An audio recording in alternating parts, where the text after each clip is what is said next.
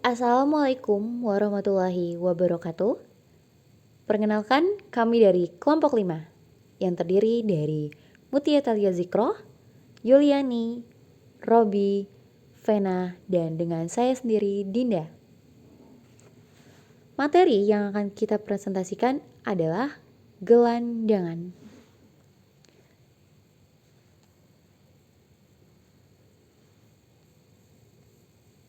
Saya Mutia Talia Zikro akan menjelaskan tentang penyebab kemiskinan. Kemiskinan merupakan masalah utama dan paling mendasar yang setiap harinya menjadi perhatian utama pemerintah. Bahkan, masalah kemiskinan seperti ketersediaan kebutuhan pokok merupakan faktor utama yang sangat krusial yang dapat menjatuhkan pemerintah. Apalagi di Indonesia masih memiliki masalah yang cukup pelik dalam pemberantasan kemiskinan. Penyebab kemiskinan. Penyebab kemiskinan begitu beragam, diantaranya yang pertama, tingkat pendidikan yang rendah. Pendidikan merupakan kebutuhan pokok yang harus dipenuhi setiap orang. Karena dalam dunia kerja maupun dunia usaha, pendidikan adalah modal untuk bersaing dalam mendapatkan kesejahteraan nantinya. 2. Terbatasnya lapangan pekerjaan. Dengan terbatasnya lapangan kerja, masyarakat tidak dapat memenuhi kebutuhannya, sehingga dapat menyebabkan kemiskinan. Hal ini disebabkan oleh ketidakstabilan ekonomi dan ketidakpastian arah politik dan kebijakan dari suatu negara. Yang ketiga, malas bekerja. Orang yang malas bekerja akan mengantarkan mereka kepada kemiskinan dan membuat kesejahteraan menghilang. Yang keempat, beban hidup keluarga. Ketika seseorang memiliki anggota keluarga yang banyak untuk dihidupi, bebannya pun akan bertambah. Sehingga orang itu harus meningkatkan pendapatannya sesuai dengan jumlah anggota yang harus dihidupinya. Yang kelima, keterbatasan sumber daya alam dan modal. Ketika sumber daya alam tidak dapat diolah karena suatu hal, bisa saja karena bencana alam, dapat menyebabkan kerusakan alam, dan dapat menyebabkan orang banyak kehilangan harta bendanya sehingga langsung jatuh miskin. Keterbatasan modal juga dapat menghambat perkembangan seseorang, apalagi untuk orang yang memiliki tingkat pendidikan rendah. Tidak hanya modal material, orang tersebut juga akan memiliki keterbatasan modal, keterampilan, atau pengetahuan. Hal ini tentunya menjadi penyebab kemiskinan yang cukup serius, dan masih banyak lagi hal-hal yang menyebabkan kemiskinan lainnya. Penyebab kemiskinan. Saat ini, kemiskinan di DKI Jakarta meningkat. Wakil Gubernur DKI Jakarta mengatakan bahwa pandemi COVID-19 tidak hanya berdampak pada kesehatan, tapi juga ekonomi. Beliau mengatakan bahwa angka kemiskinan naik sekitar 1,11% di tengah pandemi COVID-19. Dari semula 3,42% pada September 2019 menjadi 4,53% pada Maret 2020. Data tersebut didapat dari Badan Pusat Statistika DKI Jakarta. Pandemi COVID-19 menyebabkan banyaknya pekerja yang di-PHK dari tempat bekerjanya. Selain itu, banyak perusahaan-perusahaan yang tutup akibat hal tersebut. Hal itu penyebab utama angka kemiskinan menjadi meningkat di DKI Jakarta. Standar Kemiskinan Indonesia. Anggota Komisi 4 DPR RI Nevi Juwairina mengatakan, pengkategorian penduduk miskin di Indonesia berada di bawah standar dunia. Pada Senin 11 November 2019, Nevi menyatakan dalam keterangan tertulisnya bahwa standar kemiskinan dunia itu $2 AS, sedangkan di Indonesia hanya $1 AS. Jika kita mengikuti standar dunia, maka akan terjadi lonjakan yang sangat drastis di negara kita. Berikut ini adalah grafik kemiskinan di Indonesia 10 tahun terakhir. Dapat kita lihat, kemiskinan di Indonesia berdasarkan data BPS hingga Maret 2014 mengalami penurunan.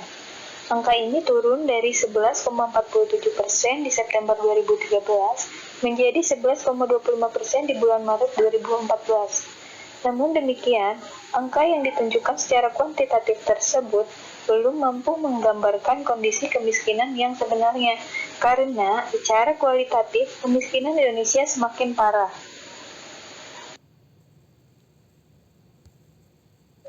Berikut ini adalah grafik kemiskinan di Indonesia 10 tahun terakhir. Berikut ini data persentase penduduk miskin 2020.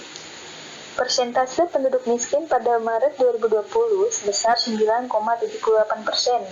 meningkat 0,56% poin terhadap September 2019 dan meningkat 0,37% poin terhadap Maret 2019.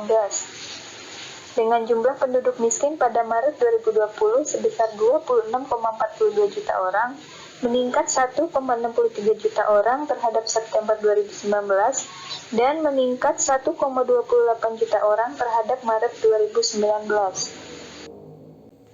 Selanjutnya, data hasil rekapitulasi penjangkauan PMKS jalanan hingga bulan Mei 2014. Apa sih PMKS itu? PMKS adalah penyandang masalah kesejahteraan sosial di DKI Jakarta. PMKS ini muncul karena banyaknya penduduk desa yang pindah ke ibu kota, sehingga mengakibatkan ketidakseimbangan wilayah untuk menampung jumlah penduduk yang semakin bertambah di ibu kota. Berdasarkan data dapat kita lihat, jumlah PMKS jalanan yang paling banyak hingga Oktober 2014 adalah gelandangan dengan jumlah 2.918 orang dan pengemis 1.999 orang. Gelandangan dan pengemis merupakan jenis PMKS yang paling sering diidentikan dengan kemiskinan. Berbagai program dan kebijakan telah dilakukan pemerintah untuk membantu gelandangan dan pengemis dalam memulihkan keberfungsian sosialnya, baik itu program preventif, represif maupun kuratif dalam sistem panti maupun non-panti. Selanjutnya, data hasil rekapitulasi penjangkauan PMKS.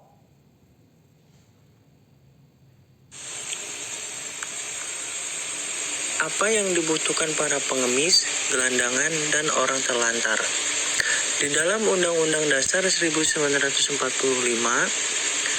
kesejahteraan sosial menjadi judul besar dalam bab 14 yang di dalamnya memuat pasal 33 tentang sistem perekonomian dan pasal 34 tentang kepedulian negara terhadap kelompok lemah. Dalam hal ini fakir miskin dan anak terlantar serta jaminan sosialnya.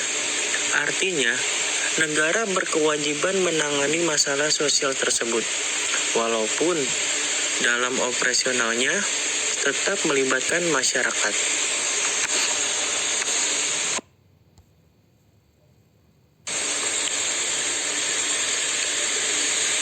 Adapun kebutuhan primer seluruh umat termasuk orang-orang PGOT adalah kebutuhan fisiologis. Kebutuhan fisiologis atau biologis sering diungkap dengan istilah physiological need or drive or biological motivation. Maksudnya bahwa kebutuhan atau motif dasar tersebut sebagai alat yang mendorong makhluk hidup untuk bersikap serta berperilaku mencapai sesuatu yang diinginkannya. Motif ini sebenarnya sudah ada semenjak manusia dilahirkan. Atau istilah lain, pembawaan sejak lahir yang tanpa diperoleh dari belajar.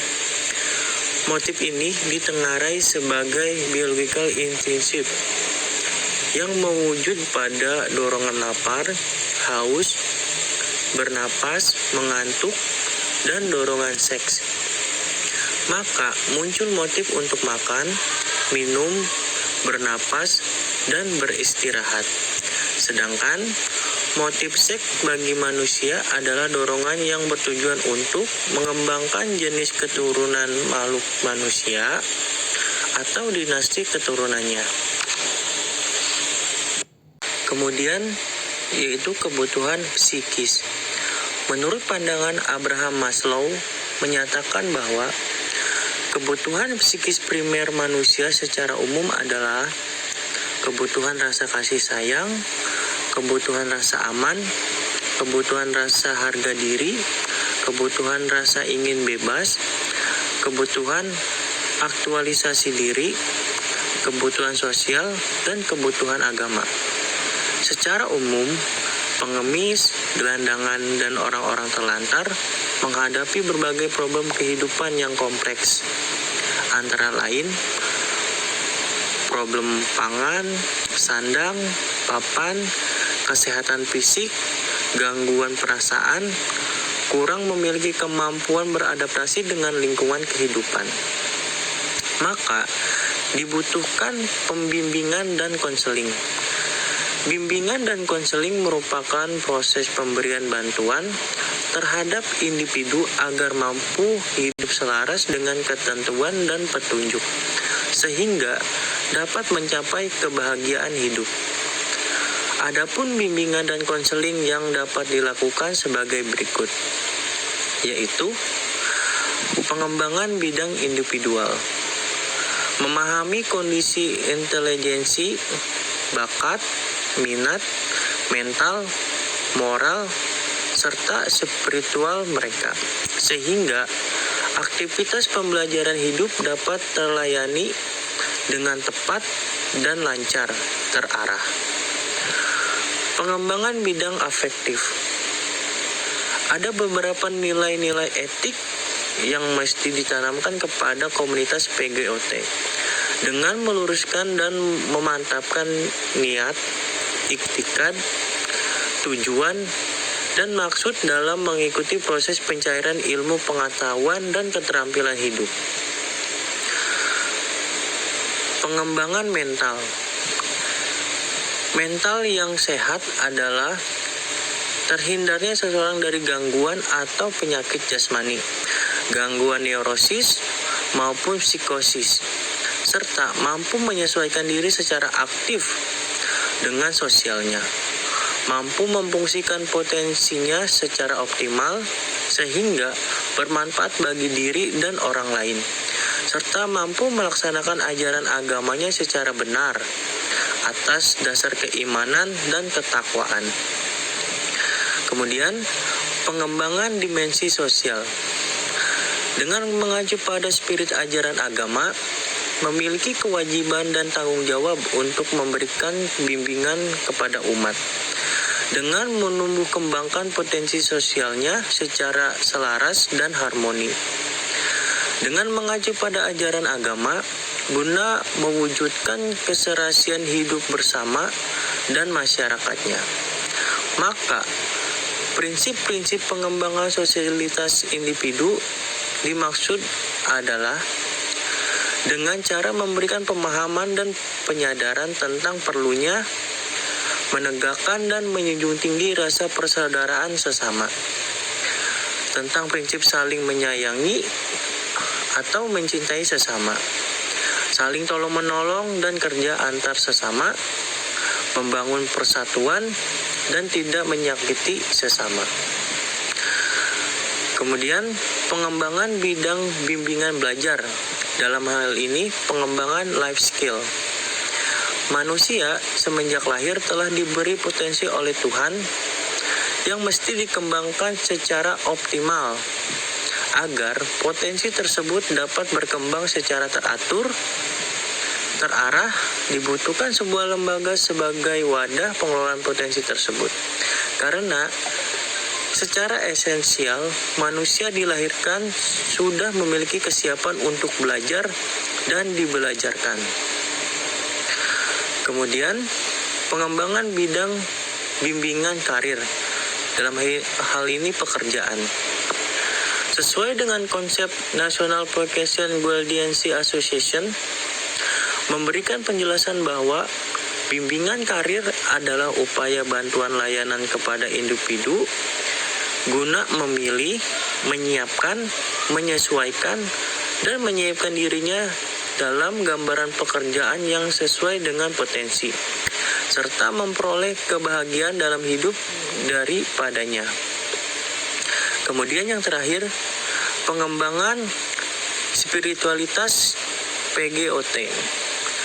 Pengembangan agama para PGOT adalah hal mendasar untuk terwujudnya kehidupan yang sesuai pada hakikatnya sebagai landasan untuk mendapatkan kehidupan yang lebih berkualitas.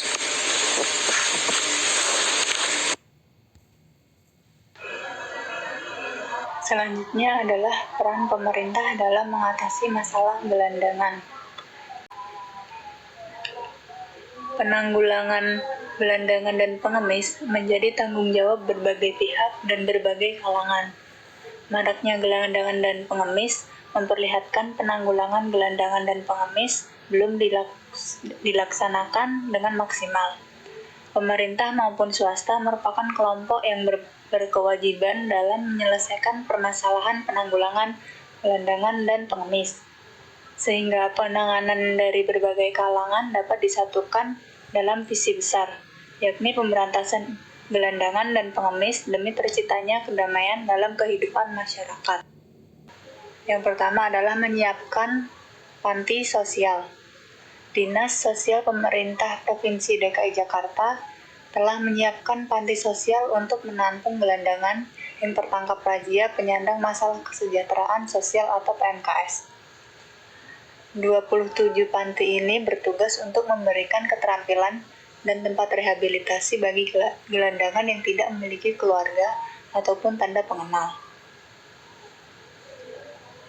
Jika gelandangan berasal dari wilayah Jakarta, maka Dinas Sosial akan meminta keluarga gelandangan untuk hadir ke panti sosial penampungan sementara dengan membawa surat-surat dari RT, RW, kelurahan, maupun surat tanda pengenal lainnya. Kedua adalah transmigrasi. Dinas Sosial Pemprov DKI Jakarta telah memulangkan 183 PMKS ke daerah Jawa Barat dan Jawa Tengah. 4 bus dikerahkan untuk mengantar para gelandangan kembali ke tengah keluarganya. Program ini dilaksanakan untuk mengurangi penyandang masalah sosial di wilayah Jakarta. Program pemulangan PMKS ini termasuk metode efektif karena jumlah yang terus berkurang setiap periodenya. Jika tahun lalu per 2 bulan Dinsos memulangkan sekitar 1.200 gelandang, tahun ini Dinsos memulangkan PMKS separuh dari jumlah sebelumnya. Transmigrasi merupakan cara terakhir untuk menanggulangi gelandangan dan pengemis, khususnya di Jakarta dan umumnya di Pulau Jawa. Gelandangan dan pengemis dalam penanggulangannya dapat diperlakukan sistem transmigrasi, yaitu dengan cara mengirimkan para gelandangan dan pengemis keluar daerah, bahkan keluar pulau, sehingga kepadatan penduduk dan persaingan tenaga kerja yang tinggi tidak lagi merupakan momok bagi semua orang. Gelandangan dan pengemis yang telah dipindahkan ke daerah pedesaan atau bahkan dipulangkan ke desa asalnya diberikan penyuluhan dan pemahaman mengenai kontribusi dan motivasi usaha yang dapat dilakukan di desa, sehingga pemikiran untuk tinggal dan bermukim di kota sebagai gelandangan tidak lagi menjadi jalan satu-satunya dalam memenuhi kebutuhan hidup sehari-hari.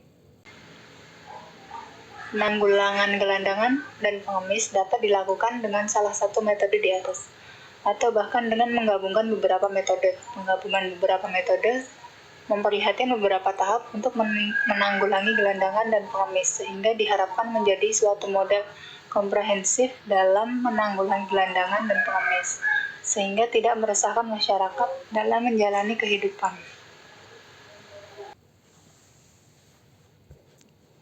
Kesimpulan, gelandangan dan pengemis merupakan orang-orang yang hidup dalam keadaan tidak sesuai dengan norma kehidupan yang layak dalam masyarakat, serta tidak mempunyai tempat tinggal dan mendapatkan hasil dengan meminta-minta di muka umum. Dengan berbagai cara dan alasan untuk mengharapkan belas kasihan dari orang lain. Maraknya jumlah gelandangan dan anak-anak jalanan di tengah-tengah kota besar tentu mengidentifikasi meningkatnya tingkat kemiskinan kota yang akhirnya mengemis dan menjadi gelandangan, bukan nasib tapi pilihan mereka. Namun, pada hakikatnya, persoalan mereka bukanlah kemiskinan belaka, melainkan eksploitasi, manipulasi, ketidakkonsistenan terhadap cara-cara pertolongan baik oleh mereka sendiri maupun pihak yang lain. Menaruh perhatian terhadap gelandangan dan pengemis. Adapun saran-saran yang dapat diberikan oleh kami semua adalah pemerintah DKI harus konsisten dalam melaksanakan peraturan daerah. Jika tidak, peraturan ini hanya sekedar peraturan tanpa ada pelaksanaan di tengah masyarakat.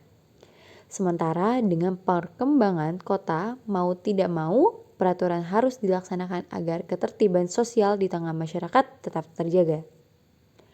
Yang kedua, masyarakat harus sadar arti penting dari peraturan yang ada agar kebijakan tersebut dapat mengimplementasikan dengan baik. Pemerintah harus berperan dalam upaya menyadarkan masyarakat akan arti penting peraturan. Dapat dilakukan dengan memberikan penyuluhan-penyuluhan, pembiasaan-pembiasaan kepada masyarakat, dan pemberian sanksi bagi yang tegas apabila terjadi pelanggaran terhadap kebijakan tersebut. Yang ketiga, pemerintah kota seharusnya juga membuat saran pendukung, seperti fasilitas rehabilitas bagi pegelandang dan pengemis, dana yang akan membantu mengoptimalkan penertiban dan pembinaan yang dilakukan oleh dinas sosial. Yang keempat, dinas sosial dalam melakukan penertiban harus lebih ditingkatkan lagi, agar bisa menghasilkan tujuan yang baik. Sekian presentasi dari kelompok 5, kurang lebihnya mohon maaf. Saya Dinda Harunisa pamit. Wassalamualaikum warahmatullahi wabarakatuh.